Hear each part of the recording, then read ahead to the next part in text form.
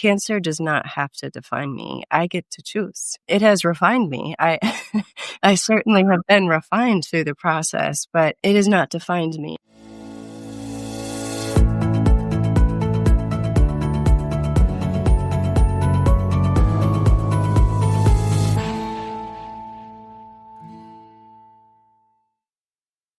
Well, welcome to another episode of the Business's Mission podcast. I am here with Diana Fritz.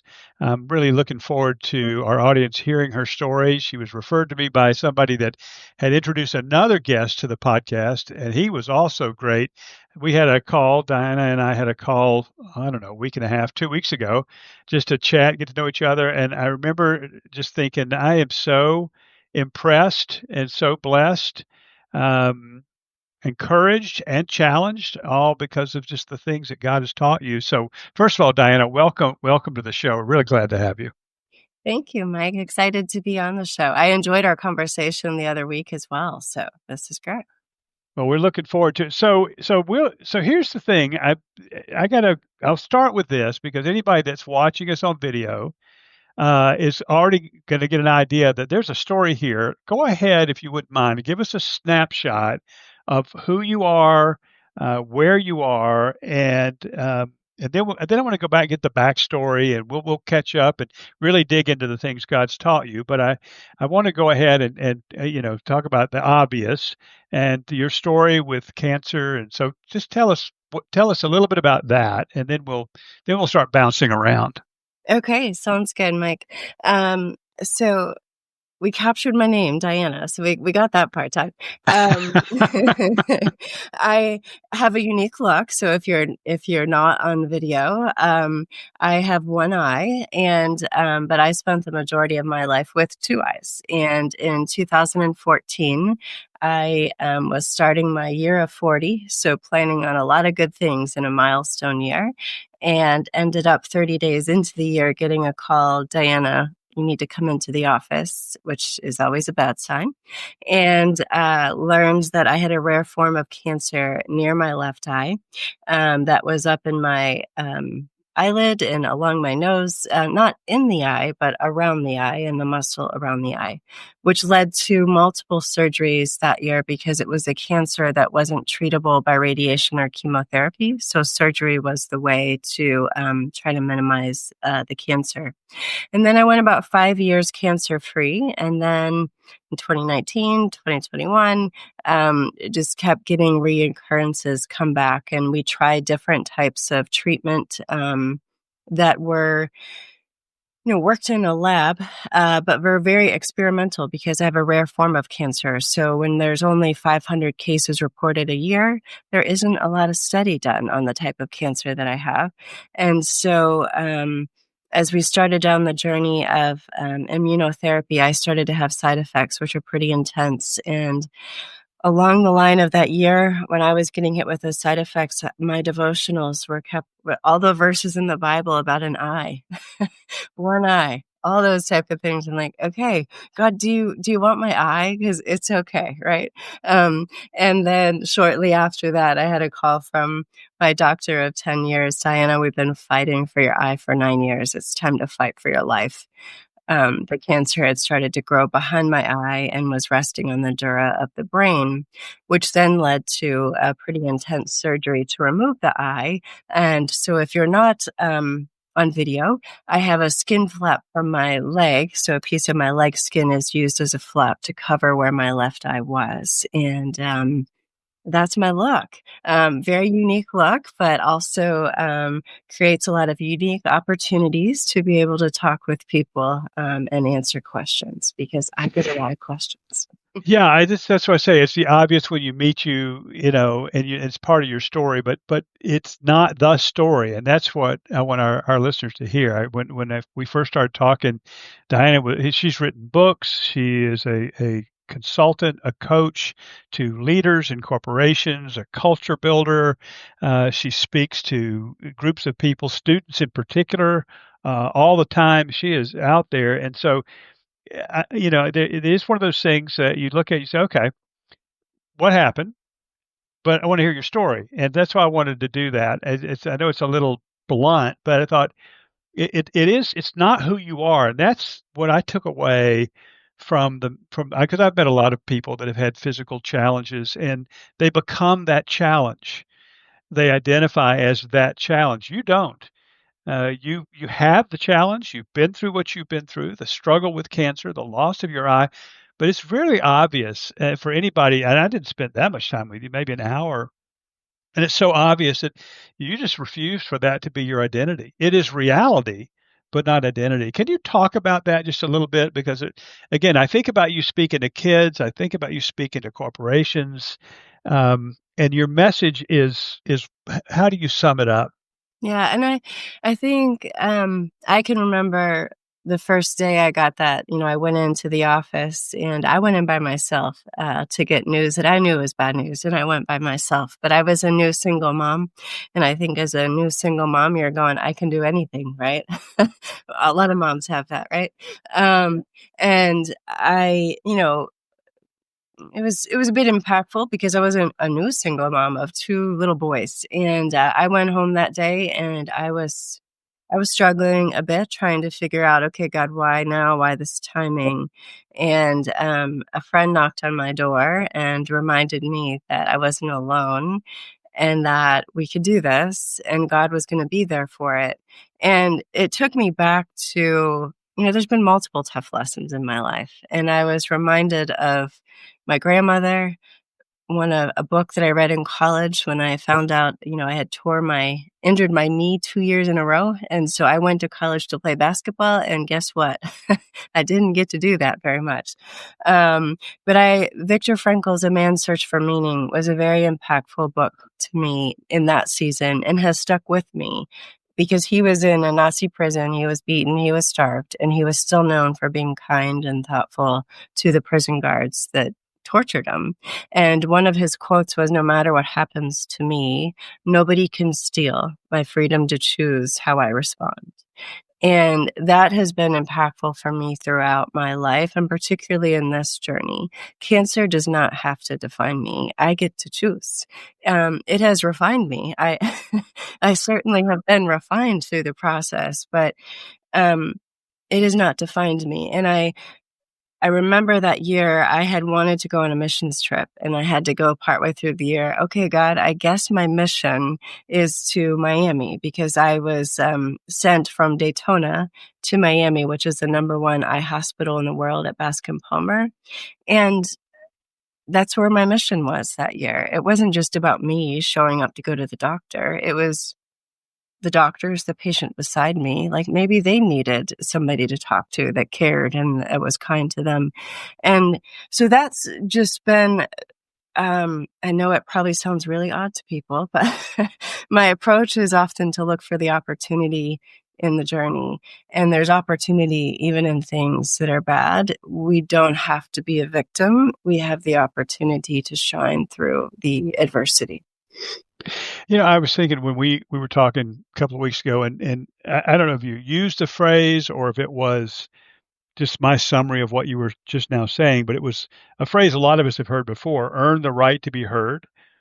That you were there for people. I know. I'm sure you had your moments of why me and self pity. I mean, you're human. That comes with the territory. But you seem to have in your life for your story, the way you told it to me, it's like you got past that really quickly and you started seeing, as you just shared, you started seeing opportunities to love and serve the people that God brought across your path. So, how, what does that mean? What does that look like for you?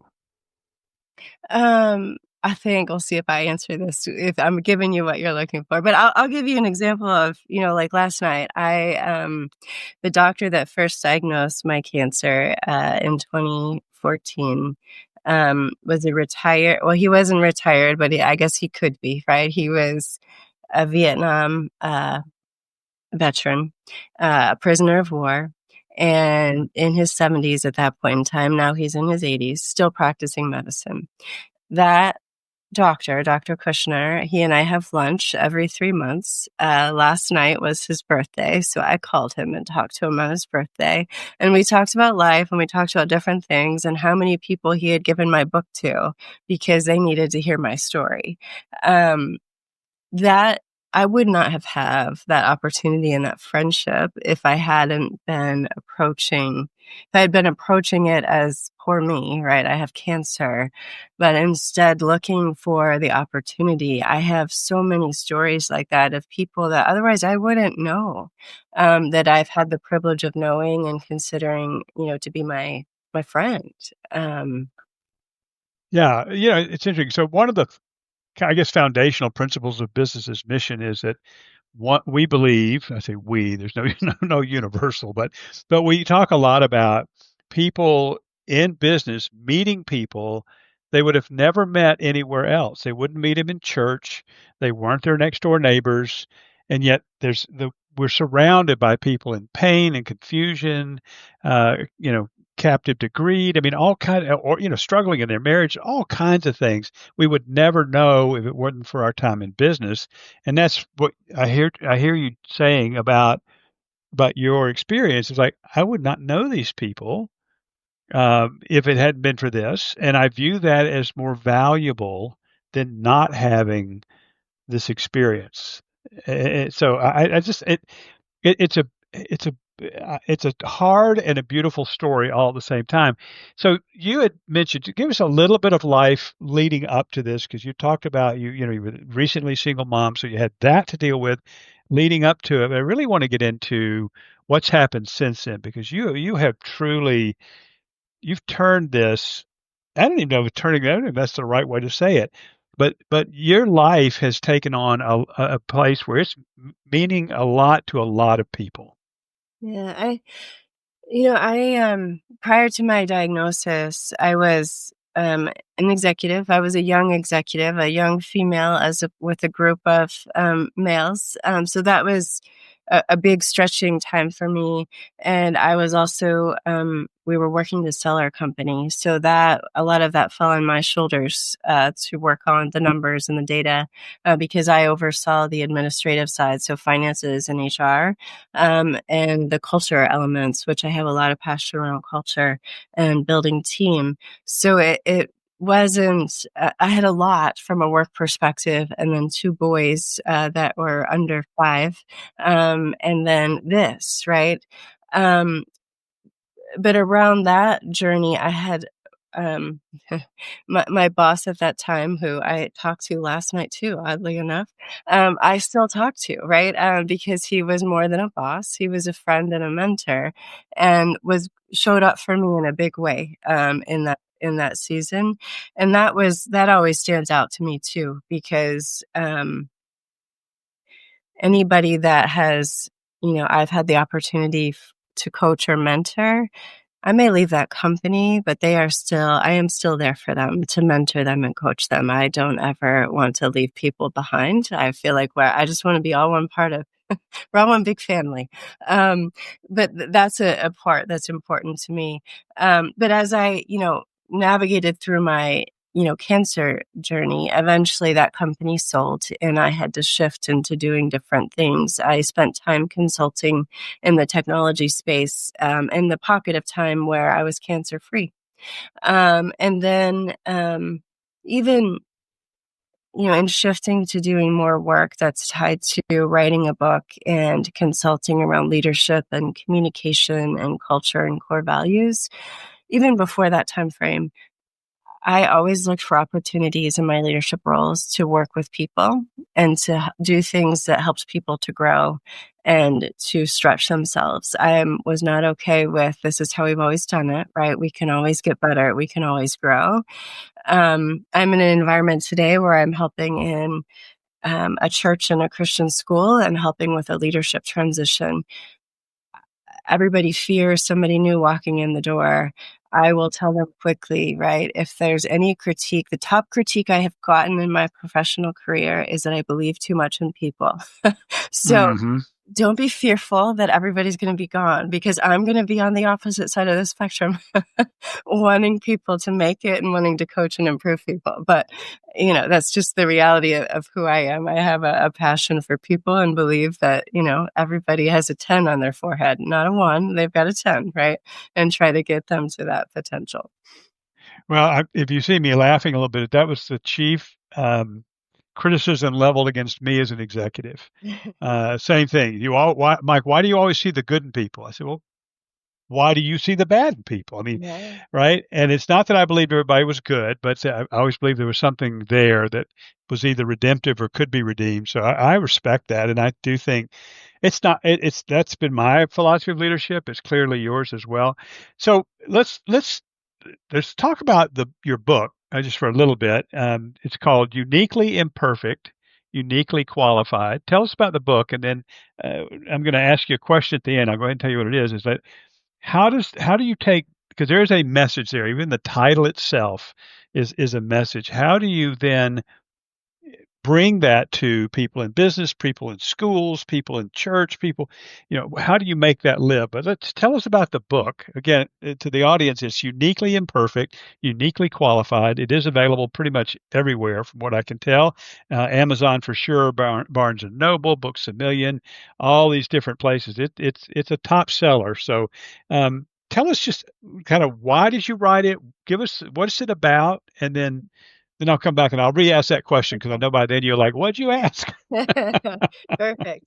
Hi, this is Mike again, and I want to just chat with you briefly about a new course available on thirdpathinitiative.com. Very, very excited about this course. It's called How to Raise Capital for Your Business's Mission Company. It is probably the single most in-demand course we've ever created, and it comes in a direct response to conversations and surveys we've done among our existing students. What do you most need? This was overwhelmingly the course that people wanted the most. They wanted to hear about, what do you do? It's the great challenge. And so this course it's very short, it's very simple, but it walks you through how to understand the capital markets, what you need to understand and be prepared for before you begin to seek funding, how to put together a pitch, who to go to, and how to manage that funding after you get it. And so we've brought together a panel of experts from people in the financial field, from people in the business's mission field, from people in entrepreneurial field.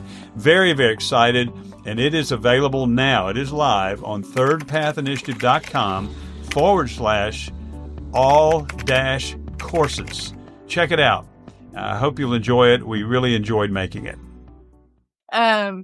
No, when I first was diagnosed with cancer, I had written in my journal that I wanted to write a book and speak about my story. So that was, 2014.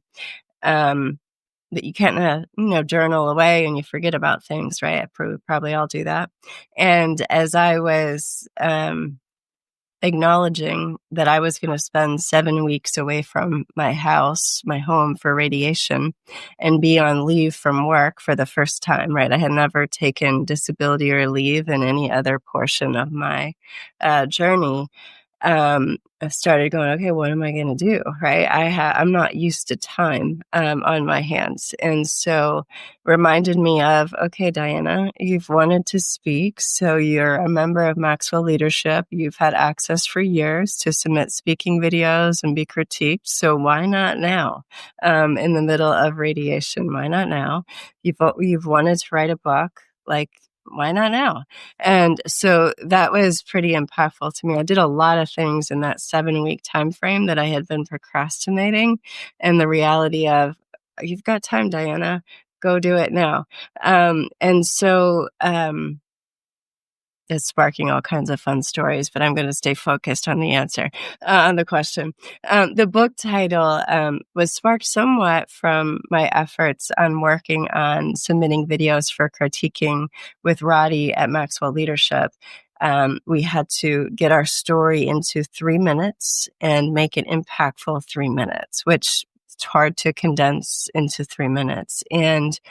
But what we got to was that, I gave a short example of my story, but how our adversities or my adversity has uniquely qualified me to add value to people.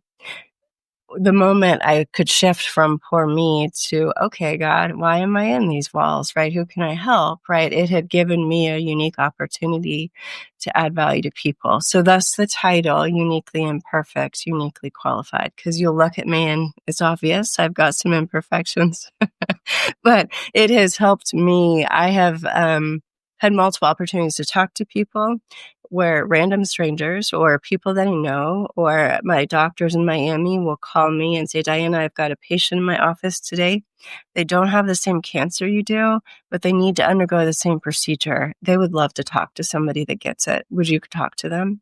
And that has been really impactful to me because I didn't have that person when I went into my 12-hour surgery and woke up with what I look like.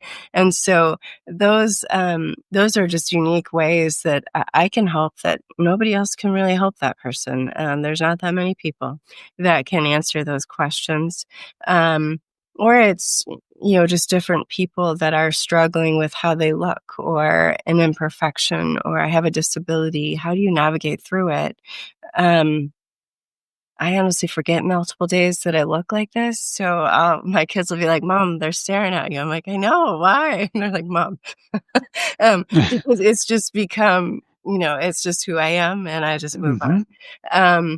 But the book is set up in that different chapters leading up to the power of like mindset and faith of how that has helped me on my journey. So my grandmother, team sports, my injury in college, and each chapter closes with reflection and application because I don't want it to just be a story about me. I'm kind of boring. I want it to spark some reflection and application. So we all can relate to a part of a story about a grandmother or a coach, right? So how what do you need to do, right, to thank them, or where are you missing your opportunity to show up for somebody? So that's the approach of the book. It is, I wanted to be transparent, and multiple people have no idea what a proton radiation machine looks like or what it looks like when you wake up from surgery and you've got all things hooked out of you. I have pictures in there that because my goal was to help people understand what it's like to be walking in the shoes, because there's thousands of people every year that are going to be diagnosed with some type of cancer. So at some point in our lives, we're all we're gonna experience it personally, or we're gonna know somebody that does. And so I just wanted to be as open as possible about what it's like. So Diana, is the book, was it written primarily to encourage and challenge people that are facing cancer, or did you have a broader audience in mind when you first wrote it? Because I know you have a broader audience. Right. But when you first wrote it was that where you were, kind of people facing cancer alone, uncertain? What was the deal? So I smile at that one because when I did a weekend book writing group to kick off my writing process, and then we would meet monthly to make sure we were on track. And one of the book sharks, challenged me to make the book just targeted towards cancer patients. And I said, well, I get that, but I feel like it applies to everybody because we all have an adversity. It may not be cancer as adversity, but we all struggle with something. It could be a disability. It could be anger. It could be greed. We all have something. And so that's what my approach was. It's for everybody. And I greatly, it's nice when people read the book and then, Jen, I picked it up to read it because I know you. And I thought this isn't going to apply to me because it's about cancer, but it did, Diana. It did. So, Well, and the reason I ask that is because I think about our audience. I mean, a lot of our audience, I'm sure that there are those who have had cancer. I know one in particular, a close friend of mine in the business mission world, who is facing a very, very serious battle with cancer right now. I'm sure he would find encouragement from it as a believer. But but adversity is the broader banner here, right? I mean, cancer is a very scary form of adversity, but as you say, it it it is a universal, right? I mean, it's the classic. I hate to quote Buddha, but he was right with this. He said, "Go find me a pair of shoes from a house that's had no pain, and bring them back to me." And of course, the moral of the story is there's no such place. And so pain is a universal. It's a part of a fallen world. It's a part of life. And businesses, mission practitioners, you might be surprised to know this, they struggle as much as anybody else. In some ways, they struggle more because they're in a foreign culture, and there aren't a lot of support mechanisms around. So, well, all of that to say, I think you've got a very powerful message to our audience of people that may not have the same exact struggle you had, but they're having adversity too. They're having a struggle too. And the lessons you learned really, I would think, would be incredibly applicable in almost any setting. You're nodding your head. So I know I see you either agree with me or you're waiting for a chance to say, no, that's not right. I know. No, I mean, I agree. I think I'll have multiple people come up after I have the opportunity to speak or share, and they're like, Diana, I came in today thinking, poor me, because my car broke down or whatever the scenario is. And then they're like, but then, like, I can't be upset about that anymore. You've kind of shown me that if you can show up and smile and move forward, I can too. So let me ask you about that. 'Cause I still have that one question back in the back of my mind I want to get to, but in the way you described the book and you just what you just said about, I can still show up and smile. And it's not fake with you. This is real. How did there are a lot of people that will try to put a good spin on something. They will put the fake smile. They'll put the fake happiness. You're not that person. This is very real with you. What is in your mind? What is the secret that and maybe it's multiple, but what did God show you? How did he lead you into this? Because we both know so many people that just wallow in, woe is me, my life is terrible. You're the opposite of that. What makes you different? Hmm. God. And I think, I started the first chapter in the book is about my grandmother, and she's no longer with us, but, she was like my view of Jesus, on earth, right? She was amazing, and I can remember, when she passed away at her funeral, I was standing beside her casket and multiple people walked up to me and said, "Diana, you have her smile." And I hadn't really been told that before. And that was very impactful to me because I was like, Hmm. okay, I have her smile. So that's a big deal. I need to honor that and carry that forward. Um, and, uh, I don't know how well I do with that every day, but my faith has been really impactful to me, and just watching. I know my grandmother dealt with a lot of adversity, and she showed up every day.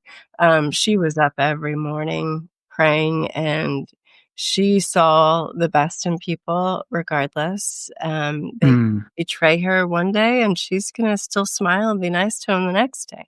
Um, and I had a beautiful example in her, as well as my family too, but she was very impactful to me, in particular. But I have worked, in my faith and along that journey to have a practice of, working. It's a working process. To journal and pray every day, but give it to God, right? I can't control different things. We all want to control the outcome and make the decision and then go, "Okay, God, is that okay?" Like, that's what I did. Um, when you're dealing with something like this, and it's not like it's a rare form of cancer. So it's not like you can go read and go, oh yeah, this is the right thing to do, right? This is what they do. You can't really find that much. So it was, I had no choice but to trust God, right? And to Mm. navigate through that. I mean, I had other choices, right? I could have, hid and then whatever, but like that was, I'm like, okay, God, like, what do I do? Right? Who do I navigate through? Who is going to help me, right? And how do I navigate through these things? And I had to learn how to let people help me. Being a single mom, I don't like let people help me. I wanted to be able to do it all on my own. I had to learn to let the church be the church and step in and help me and pray for me, and to do different things that I hadn't done before. But it wasn't. It's not about me. And I think that has been an impactful thing along this as well. I'm not here on this earth for me. I'm here for him. And that puts my perspective totally differently, right? It's not about me. So going to see a doctor, it's not about me, right? Maybe they need me to help them that day, right? It's not just about me. So I can already imagine a lot of our listeners are going to be writing that down, or at least reminding themselves every day. I wasn't put here for me, and people, well, they know that. No, our listeners do know that, but we all forget it. And you just remind yourself of it, it seems like constantly.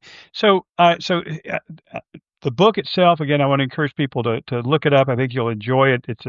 It's a meaningful story, meaningful set of stories, really, that are very real. They're very real. This is not theory. This is not uh, feel good. This is real, but it's strong. It has a strength and I'll say it has a hardiness to it, if that makes any sense.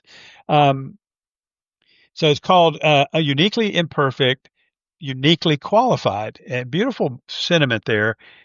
Now apply that to just across the board. Very unfair of me to do it, but I'm going to do it anyway.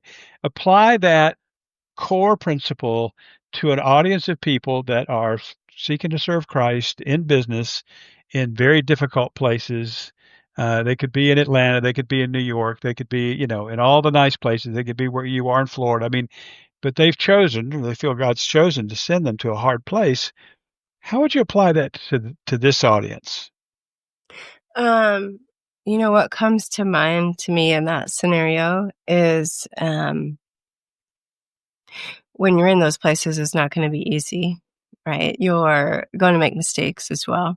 And you're going to hit different adversities. And being transparent in, this is hard, or this is something I did wrong. I made the wrong choice here, right? I'm in a different culture. I said this and it really offended somebody. Just being transparent and authentic about where I'm not perfect, and using it as a way to connect with people and move forward and to build a relationship, um, or to just be authentic with people. I think there's so many people out there, people of faith, people not of faith, that want to pretend they're perfect. We Mm. all know they're Mm. not. And so the minute we're authentic about the fact that we are imperfect, I did make a mistake, right? It it it allows me to earn a different level of trust with people, Mm. and that's where I see an application. Beautiful. Powerful. All right, I want to change channels here for a second because you are not just an author and not just a speaker, but you are a coach and consultant to leaders. I know you work with John Maxwell's organization, but you have your own company and you focus, among other things, on one of my hot topics, which is culture in companies. And businesses, mission companies need to build culture too. Just because the founder's a Christian doesn't mean it has a healthy culture. We know that. So, how do you in your practice, how do you approach this question of culture? I know you don't just come in and say, "Let's put some words on the wall and we all stand up and put our hands on our heart." I mean, I know you don't do that. How do you approach it? And I'm asking specifically because I do get this question from BAM practitioners who are saying, "I know I need to do more than just be a Christian at work. As a founder, a leader. How do you do it? How do you help leaders do this?" Yeah. No, and I think, one of the things that I'll go back to, I'll, have make a post on LinkedIn about something, and somebody will post and come back, and I've worked with them like 12 years ago, and they're like, "Diana, that was my favorite company. It had the best culture ever," right? And I'll just smile, and I'll also have people that say, "Well, I loved working there at this company. The culture was awesome." And I'll sit there, "Okay, well, what year did you come?" "Okay, the culture wasn't always awesome, but you came at the time where it was at its peak," right? Because it's not an overnight exercise. It is something that happens over time. And the approach in terms of coming into a company to help them, I like to spend time with the people, like shadowing or doing a communication workshop, something that gets me engaged throughout the organization, so I get an idea of what it's like, what it's really like. Um, and then also do different things with the leadership team and the executives, whether it's a game format or a workshop, just to try to understand like where they're at. And also getting those different levels of understanding and engagement throughout the organization really helps you to understand if people even get what the values mean that you have thrown on the wall, right? They may not even know they exist, for that matter. They may not know what they mean. They may not see different scenarios, but I just like look to just softly find different ways to get in the door to understand, and then work through, okay, how do we change this, and how do we live them out? And I I love to reference winning teams or team examples on the importance of why you need to have culture and values and why it matters. The Boys in the Boat movie is one of my favorite examples to use, but those just different scenarios to bring it to light, because it's easy for people to say it doesn't matter, or it's easy for a leader to say, "Well, yeah, we've got them on the wall," but then they don't lead it, right? And I challenge them nicely, so but that doesn't work. You have to lead it. If you're not gonna lead it, nobody else is gonna do it, so. So how do you answer that question? I know there was a time when, after Jim Collins wrote, I guess, Built to Last, where he spent a lot of time talking about core ideology and, became in vogue and, to have values and core beliefs and all that. It wasn't always. Companies still had culture, right? Every company has a culture, right? I mean, it is simply the way they are, whether they choose it or default into it. There is a culture, but then it seems like, and so maybe for a good 10 or 15 years, it was very common to talk about this. And I've noticed lately, it's not it's not at the top of the list anymore. It's not at the top of the speed dial anymore. I believe, and I'm going to let you tell me why you believe, because I know you do. I believe that culture is the secret sauce of a great company. There are many factors, but I believe it's one of the thing, maybe the thing that takes it to the next level and helps it last longer. Doesn't make it last forever. But how do you, so, all right, so you're talking to a typical CEO, COO, executive team, and they're looking at you like, yeah, we know we're supposed to do this stuff, but we don't really understand why. Why does it truly matter so much that we do this? What do you say to them? Mhm. Um, I like to ask them questions too, so, and so oftentimes I'll ask them questions, right, in terms of, what's working? What's not working? What are some of the areas that just keep happening, right? To figure out what the pulse is, so that way I can connect to their pain to tell them why it's so important, right? Because sometimes they just don't realize that they're creating their own pain. They could do this differently. So I like to ask them questions and make sure that I'm connecting the answer to it. But there's so many scenarios where there's a lot of competitive products, so that I can go buy, software pretty easily, and it can be very similar. But it's the customer service, the people, the culture, right? That's going to help keep me there. Mm-hmm. That's the portion that you can have the best technology or the best product, but if the care from your people isn't there, then the product doesn't matter as much. And that's where the core values and the culture comes into play, because your customers, they know whether it's good or bad. You know it in healthcare. When Mm-hmm. you're a patient at a hospital, you know it walking into a restaurant. Like, your customers feel it. So that's where they decide, right? It's about my customer, right? So am I Mm. going to invest in it and fix it, or am I just going to let it continue? I wonder when you say that, I wonder how many executives and corporate leaders even recognize that the culture, healthy or unhealthy, defined or undefined, whatever culture they have, does impact their revenue. It impacts their sales. It impacts their customer retention. It impacts so many. We always think about it as an internal thing. It helps me hire better people. It helps me keep better people, all of which is true. But you're one of the few people I've heard ever connect culture to my customer. And you are right. You walk into anything, any setting, a retail store, a restaurant, a garage. I mean, wherever you go, you know instantly, does it, you may not know the words to put around it, but I don't like being here, or I really like being here, which has a lot to do with who I'm going to buy from and what I'm going to say about them. So, how do they get it when you say that? Does it click, or do they look at you like, "No, you're crazy"?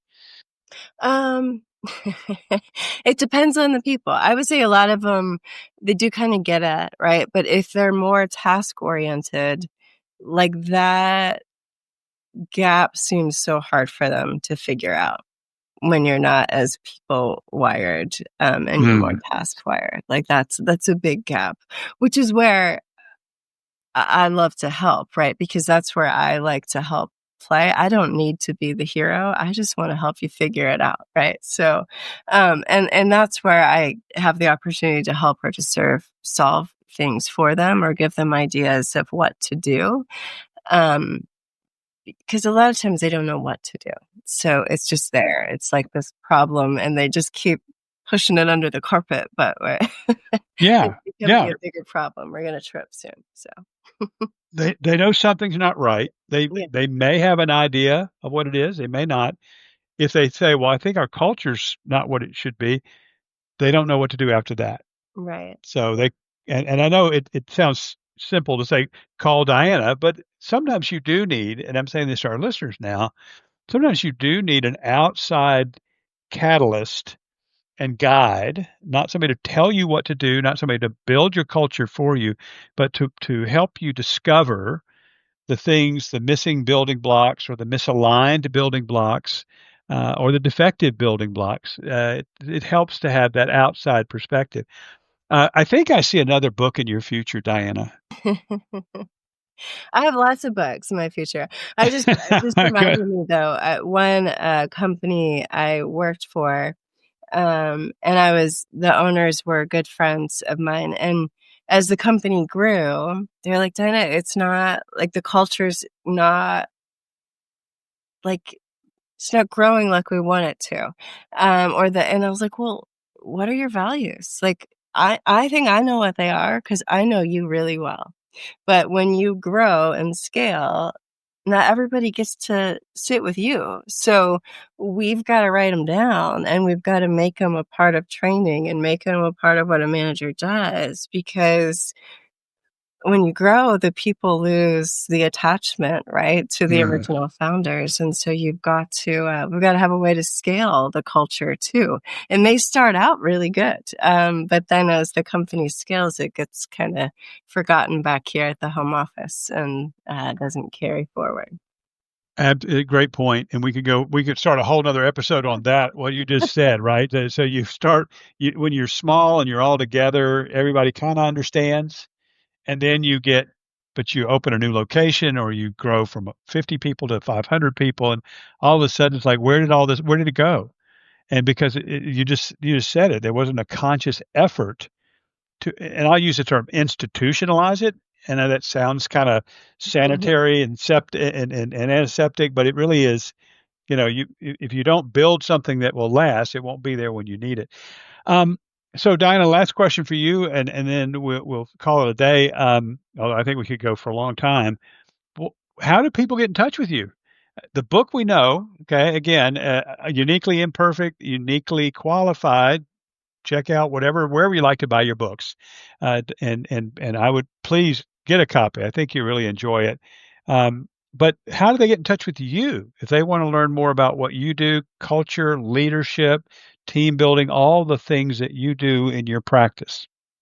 So I guess two ways. LinkedIn is an easy way. I am very responsive on LinkedIn, as well as my website, grituiuq.com. I have ways to connect with me there as well. So that would be I'd love to connect. I'll Fantastic. And conversation. we'll put that in the show notes so everybody will have access to it. Um, and she's right. If you contact her on LinkedIn, she treats it like most people treat Facebook. She is on it, and she's responsive, and she will respond to you. And then GritUiq.com is. UIUQ. Say it again. Let's get it right. No, that's okay. It's grit. UIUQ. Yeah, I left one out, didn't I? UIUQ.com.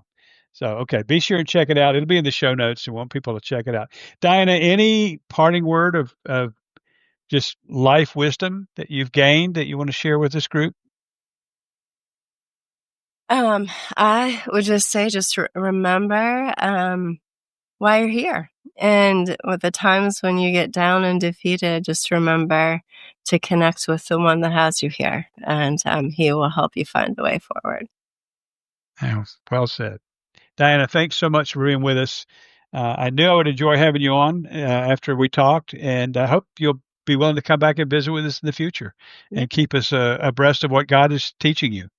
Sounds good, Mike. I would love to. Fantastic. Thanks so much. Bye-bye.